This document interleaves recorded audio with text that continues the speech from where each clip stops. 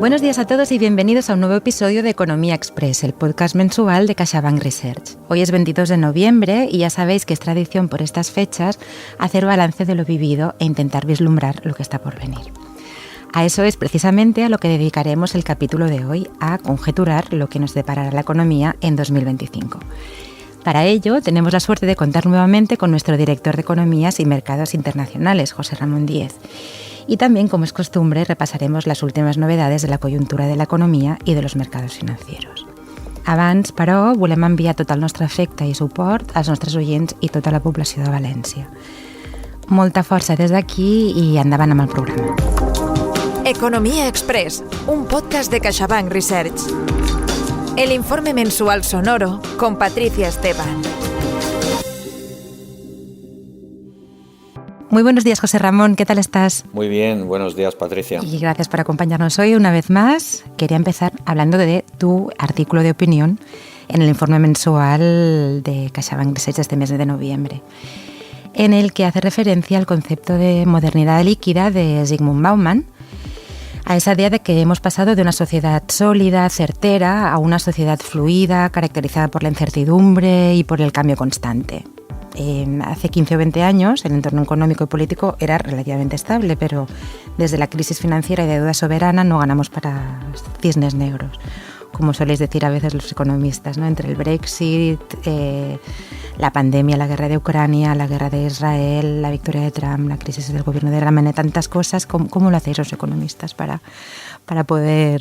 Bueno, Patricia, lo primero también es mandar un fuerte abrazo a toda la población, clientes y compañeros del Banco en Valencia. Y respecto a tu pregunta, pues la verdad es que desde 2008 hemos encadenado crisis de todo tipo y la sensación es de que estamos en un entorno económico y político muy diferente, ¿no? Hemos pasado de esa realidad sólida y bastante predecible en los últimos 15 años una realidad cambiante, impredecible y sujeta a un proceso continuo de transformación. Es decir, hemos pasado del fin de la historia de Fukuyama, ¿no? Escrito en 1992, a la modernidad líquida de Bauman a la que tú te referías, ¿no? Pensaba esto porque cuando escribía las claves del informe conocíamos en 24 horas los resultados de las elecciones americanas y la ruptura del gobierno alemán, ¿no? Y eso, pues evidentemente, altera mucho los escenarios de corto y de medio plazo, pero también es verdad que los economistas estamos para eso, ¿no? Para intentar abstraernos de ese ruido e intentar buscar tendencias para los próximos meses. Y ahora sí, esto lográis pararos a pensar entre toda la vorágine y todos los nuevos datos, nuevas noticias y perfilar las tendencias que seguirá la economía en el futuro, que es lo que hemos hecho precisamente este mes. Cuéntanos, José Ramón, cuáles son las perspectivas de CaixaBank Research para 2025. Si te parece, empezamos primero por la economía internacional y luego comentamos brevemente las perspectivas de la economía española, que ya el mes que viene ya nos centraremos un poco más en economía española. ¿Te parece? Perfecto. Para nosotros el concepto clave para 2025 será la búsqueda de una nueva normalidad en el ciclo de actividad global, ¿no? Entendida esa nueva normalidad como el cierre de la brecha entre oferta y demanda presente en buena parte del último lustro. Esto consolidará el retorno de la inflación a una zona próxima a los objetivos, 2%, y como consecuencia la aproximación de los tipos de interés a niveles neutrales, 2% en la eurozona y 3% en Estados Unidos. Bueno, esto ya es un cambio, ¿no? Y además, como el mercado de petróleo parece tener un precio de equilibrio en la banda de los $70-80, pues encima de la mesa tendríamos las condiciones para consolidar el aterrizaje suave de la economía mundial. Crecimientos algo por encima del 3% y un viaje de la inflación, como he dicho anteriormente, hacia el 2%. Por tanto, parece que estarían próximos a corregirse los desequilibrios monetarios causados por la acumulación de shocks de naturaleza muy diversa de los últimos años, una vez controlado el sorpresivo e intenso proceso inflacionista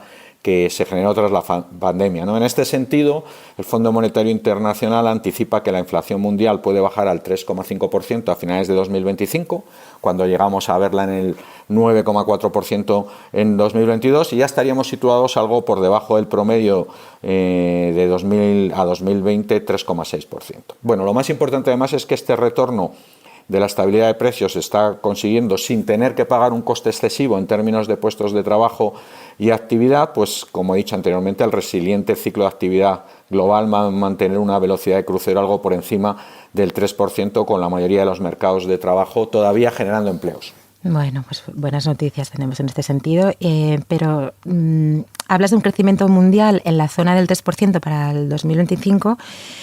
Y a mí me gustaría saber cómo queda la eurozona en esta ecuación, teniendo en cuenta la debilidad de Alemania, ¿no? Ya lo hablamos contigo hace un par de meses, que parece ser que ya el milagro alemán después de la Segunda Guerra Mundial ha quedado, ya han quedado lejos, o el concepto este de Export-Weltmeister, yo no sé pronunciar el alemán, pero bueno, lo de ser el campeón mundial de las exportaciones, ¿no? Con China como fábrica del mundo, ahora con la victoria de Trump y su previsible endurecimiento de la política arancelaria. ¿Cómo queda la eurozona con esto y sobre todo con la preocupación que tenemos por Alemania?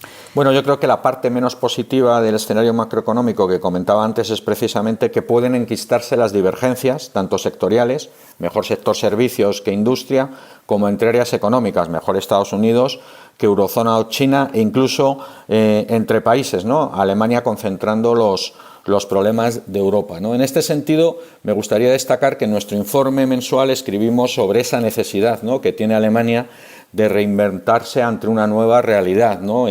Tiene un modelo económico amenazado por desaceleración del comercio mundial, guerras arancelarias, cambio de modelo energético, aparición de nuevos competidores, y además tiene problemas estructurales como la baja inversión pública o el envejecimiento de la población, ¿no? Por tanto, es un país con necesidad de reformas estructurales, y a lo mejor la pregunta es cómo un país con una deuda pública del 60% del PIB puede estar en crisis, ¿no?, y no utilizar esa capacidad fiscal. En ese sentido, la respuesta la debería dar el nuevo gobierno, ¿no?, que saldrá de las urnas en el primer trimestre del año que viene.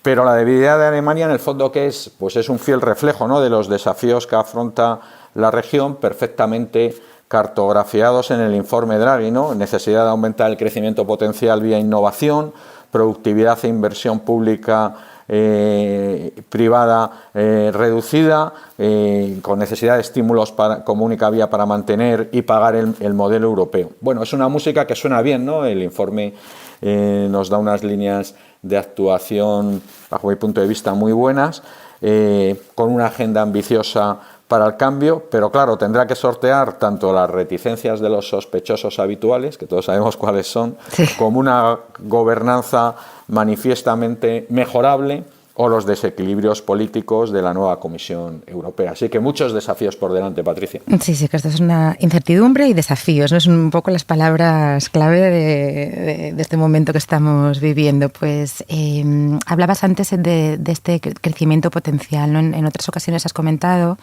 que este bajo crecimiento potencial es uno de los viejos problemas heredados de la gran crisis financiera, ¿no?, junto con los elevados niveles de deuda pública global o la baja productividad, especialmente en Europa. Imagino que estos tiempos líquidos que vivimos no deben ayudar mucho a afrontar estos desafíos, ¿no, José Ramón?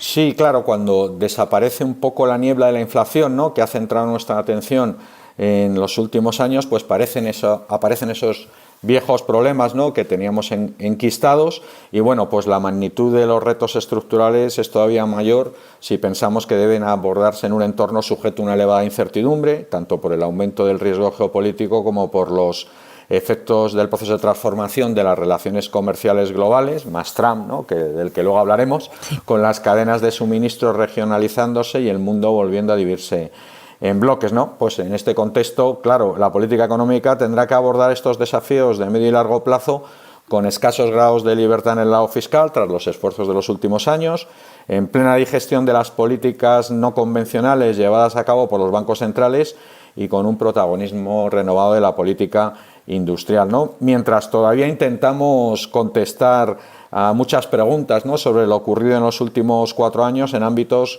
como el comportamiento de las expectativas de inflación, la relación entre empleo y precios o el reparto de los shocks de oferta entre salarios y márgenes. Es decir, tenemos dudas sobre, por ejemplo, dónde se van a estabilizar los tipos reales o si la inflación mantendrá un comportamiento asimétrico con respecto al objetivo. Pero bueno, tenemos dudas, pero hay que ir virando el barco, ¿no? Tomando decisiones, ¿no? Y en este sentido yo creo que también el Fondo Monetario Internacional en su reunión de otoño lo dejaba claro, ¿no? La política económica debe pivotar triplemente a través de una política monetaria moviéndose de zona restrictiva a territorio neutral, buena noticia además para los países emergentes, una política fiscal buscando estabilizar las dinámicas de la deuda y, sobre todo, para mí, políticas de oferta recobrando protagonismo para mejorar la capacidad de crecimiento potencial, ¿no? Con ello, pues hay que intentar evitar caer en la trampa de la tecnología intermedia, volver al riesgo de estancamiento secular, ¿no?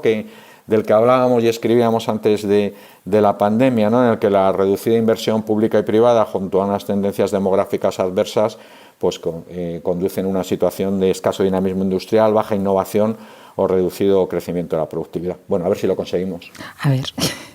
Bueno, pues hemos hablado hasta ahora de estos desafíos, estos retos a los que se enfrenta la economía internacional y hemos hablado de forma genérica de las incertidumbres.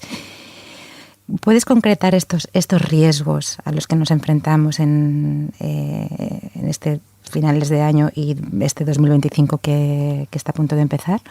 Bueno, sí, el menú de riesgos es bien conocido por todos, ¿no? Intensificación de los conflictos arancelarios, ¿no? Con la nueva administración Trump, escalada del riesgo geopolítico, ¿no? Con las miradas puestas especialmente en Oriente Próximo y Ucrania, con afectación al precio de materias primas, problemas en la última milla de la inflación, a ver qué tal se recorre esa distancia entre el 3 y el 2%, o aumento de la inestabilidad financiera, como nos ha contado muy bien el Banco Central Europeo en su último informe de estabilidad, ¿no? Con la sensación, hemos hablado un poquito de ello antes, de que Europa y China se encuentran en una encrucijada para sus modelos de crecimiento, como acaba de poner de manifiesto el Plan Draghi, las recientes medidas de política económica anunciadas por el gobierno chino, ¿no? En el caso del país asiático, del que no hemos hablado antes, la vulnerabilidad continúa siendo muy importante, pues al lastre que constituyen los problemas del sector inmobiliario y la inercia de una demografía desfavorable, pues se une el exceso de la producción y la falta de confianza de la población a la hora de tomar decisiones de gasto, ¿no? Lo que probablemente va a situar a medio plazo el crecimiento potencial más cerca del 3,5% que del objetivo oficial del 5% que ahora mismo tienen las autoridades chinas. Muy bien, pues una vez repasadas las líneas maestras del escenario que prevemos para 2025 la economía internacional, vayamos a mercados financieros y ahora sí, hablemos de Trump. En CaixaBank Research, análisis mensual de la economía y los mercados financieros en España, Europa y mundial. Encuentra todos los episodios en Spotify, iVoox, Apple Podcast y página web www.caixabankresearch.com. Después de hablar de las grandes tendencias de 2025, centrémonos en el ánimo de los inversores más a corto plazo. ¿Cómo han reaccionado los mercados financieros a la victoria republicana en Estados Unidos? Pues lo primero, pues yo me gustaría destacar la reacción del mercado, ¿no? Al resultado de las elecciones americanas, aunque es verdad que con el paso del tiempo se ha matizado algo esa reacción inicial. Y bueno, lo que yo creo que hemos estado viendo en el ánimo inversor es que se está descontando o se está afianzando la narrativa de aterrizaje suave de Estados Unidos, es decir, una economía que va a seguir creciendo con algo menos de inflación, y se está anticipando que la política de Trump se espera que suponga un estímulo al crecimiento en el corto plazo, una mayor inflación y, sin embargo, probablemente va a ser negativa para el crecimiento potencial y las perspectivas fiscales de medio plazo, ¿no? En este contexto, pues evidentemente los principales riesgos son las tensiones geopolíticas, en particular en Ucrania, o una profundización de la debilidad coyuntural de otras regiones fuera de Estados Unidos. Y en este contexto, pues en líneas generales lo que hemos visto es una importante apreciación del dólar, en el caso del cruce con el euro hasta niveles de casi de 1,05, con los tipos soberanos y monetarios repuntando en Estados Unidos a medida que las expectativas de política monetaria para la FED se revisaban hacia un posicionamiento algo más restrictivo, y con la bolsa beneficiándose, especialmente algunas empresas tecnológicas, bueno, pues por esa política fiscal que probablemente va a conllevar una bajada del impuesto de sociedades, algo más de aranceles, etcétera, ¿no?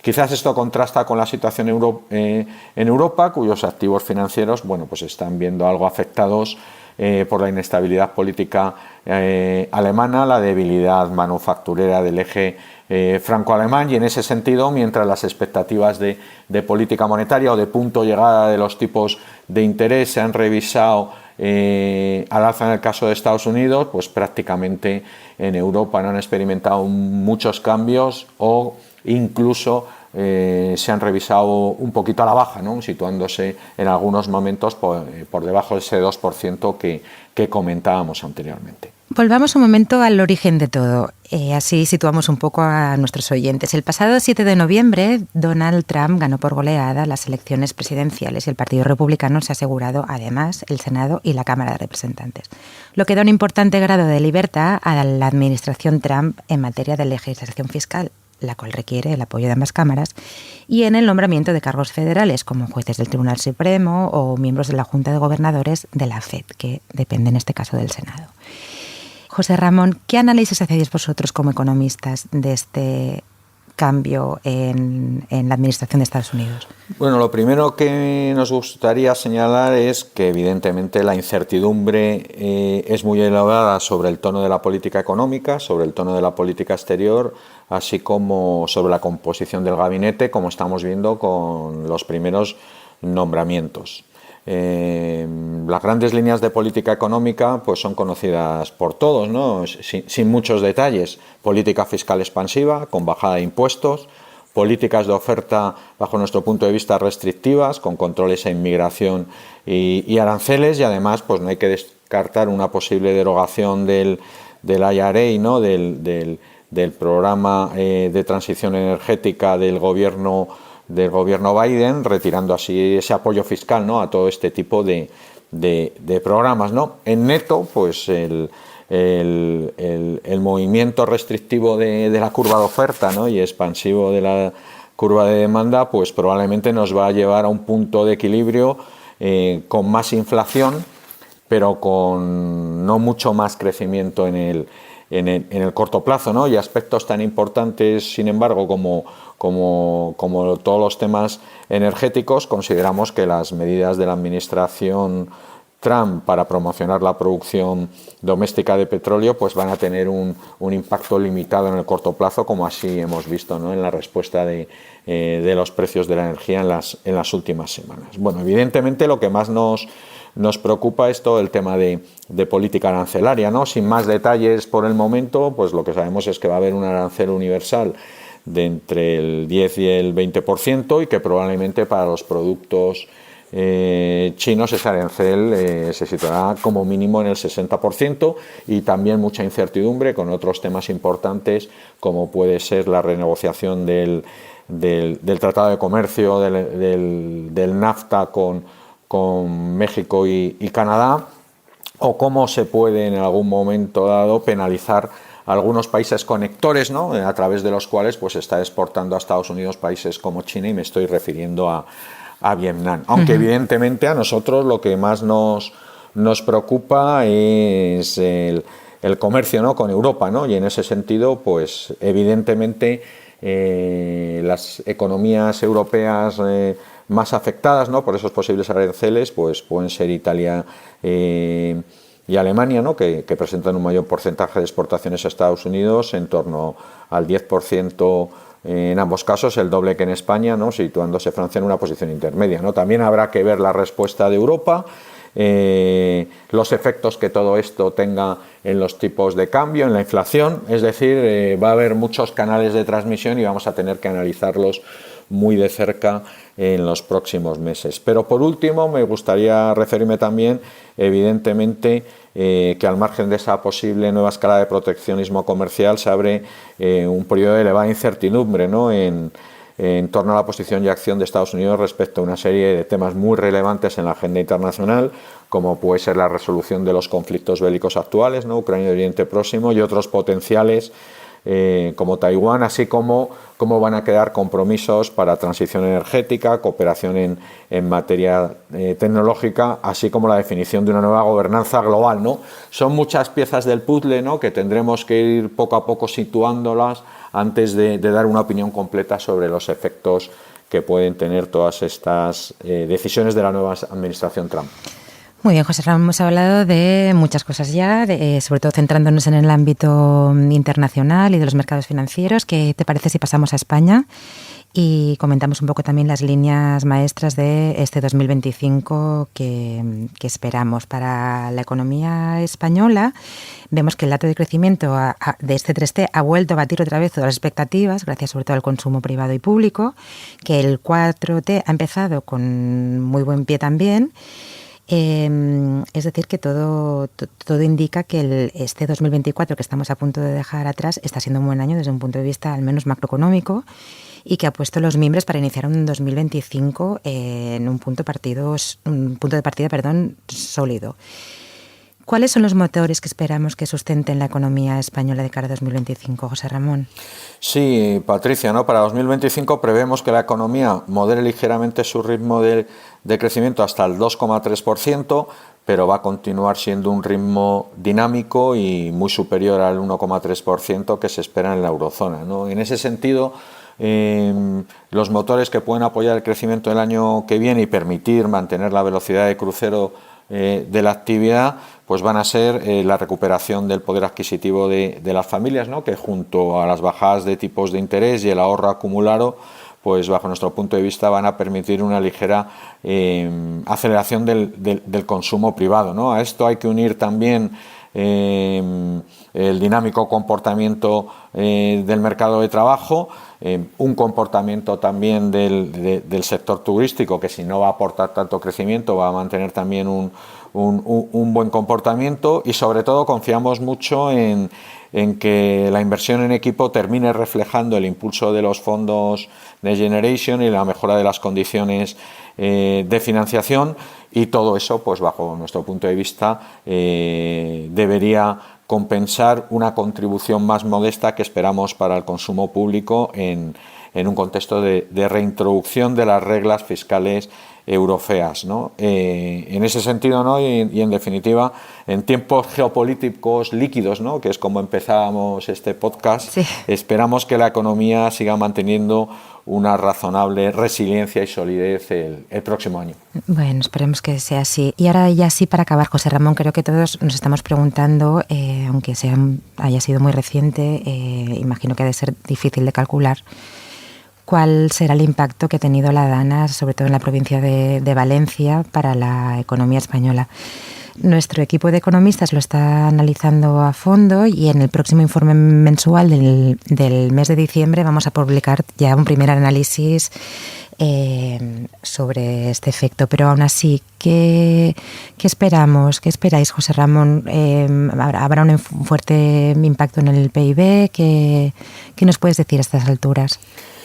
Bueno, como tú comentabas, Patricia, bueno, estamos valorando un poco todos estos efectos con información externa e información interna. Yo creo que lo que ha anticipado el Banco de España en los últimos días, con una valoración del efecto a corto plazo de alrededor para en el cuarto trimestre de 1 o 2 décimas de PIB, pues yo creo que es una valoración aproximada de por dónde puede ir ese efecto inicial. Todavía la información disponible es incompleta y el impacto pues acabará dependiendo de la valoración final de los daños, del tiempo que se tarde en restaurar las infraestructuras y redes de servicios básicos, así como de las medidas de apoyo que se implementen, ¿no? Claro. En ese sentido, bueno, pensamos que el crecimiento de la economía valenciana se va a resentir a corto plazo, esto es evidente, en el cuarto trimestre, y ello también se notará en el conjunto de la economía española, pero a partir de las últimas semanas de este año y a lo largo de todos los trimestres del año que viene, pues esperamos que el esfuerzo inversor en reconstrucción y en reposición del capital destruido, pues poco a poco pues vaya compensando ese efecto negativo inicial y lo más importante, ¿no?, que yo creo que que todos los ciudadanos, los clientes y los compañeros de esas zonas pues puedan poco a poco rehacer su vida y volver a la normalidad. Pues tienes toda la razón, que así sea, José Ramón. Pues bueno, muchísimas gracias por estar aquí hoy otra vez, José Ramón, por regalarnos tu tiempo y tus conocimientos. Y te esperamos pronto. Un placer como siempre, Patricia, cuando queráis. Pues te vamos a fichar, yo creo, de fijo, porque a mí me encanta estar hablando contigo. Y bueno, mandamos otro sentido abrazo a todo el pueblo valenciano y a todos nuestros oyentes. Os esperamos el mes que viene en el último capítulo del año de Economía Express. Economía Express, el podcast de CaixaBank Research, con Patricia Esteban. Encuentra todos los episodios en Spotify, iVoox, Apple Podcast y página web www.caixabankresearch.com.